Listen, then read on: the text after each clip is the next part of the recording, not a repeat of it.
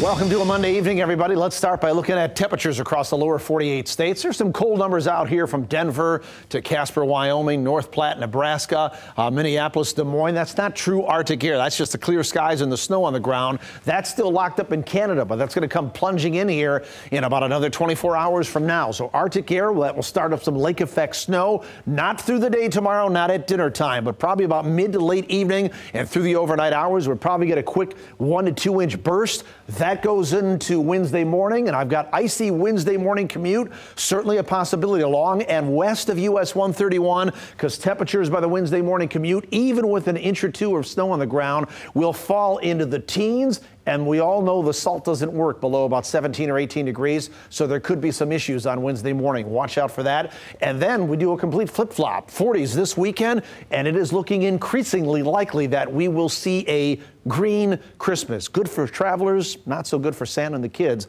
looking for the snow. Nothing on radar out there right now. We'll be dry through the overnight hours and through the day tomorrow as well.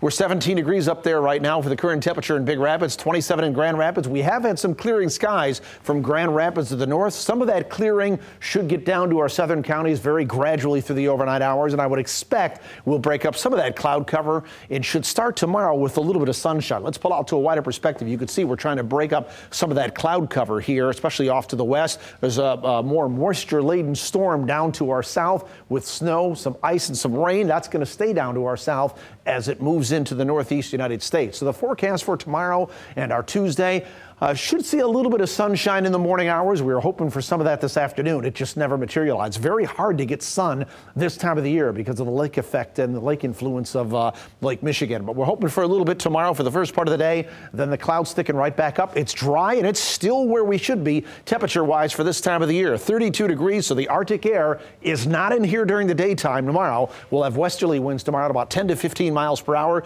Here's what it looks like on the weather map. There's that big low pressure system with all that moisture staying to our south and moving into the northeast United States. But here's the Arctic cold front. The clouds will thicken back up, and by 6 p.m., that cold front is knocking on our northwestern doorstep. And behind it, the Arctic air should cause a flare-up or an energizing effect of these lake effect snow showers with that colder air behind it. So watch what happens as we go through the later evening and the overnight hours. It's a quick burst of a couple of inches of snow, but temperatures down into the teens by 6 a.m. on Wednesday.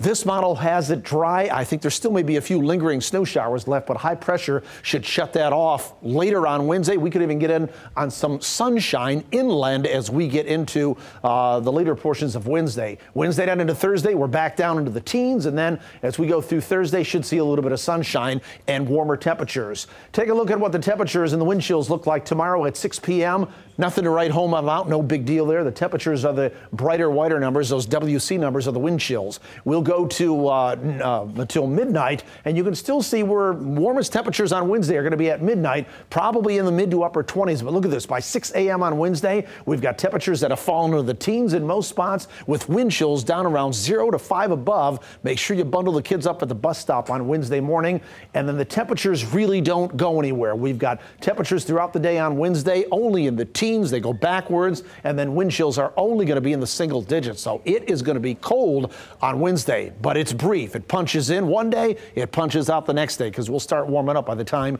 we get into Thursday. So we talked about tomorrow. The winds will ramp up tomorrow evening, tomorrow night, and go into Wednesday. That's what will drive those wind chills lower as well. That 24 degrees on Wednesday is probably around midnight. Temperatures will fall into the teens during the day on Wednesday with wind chills in the single digits, and they'll stay there most of the day.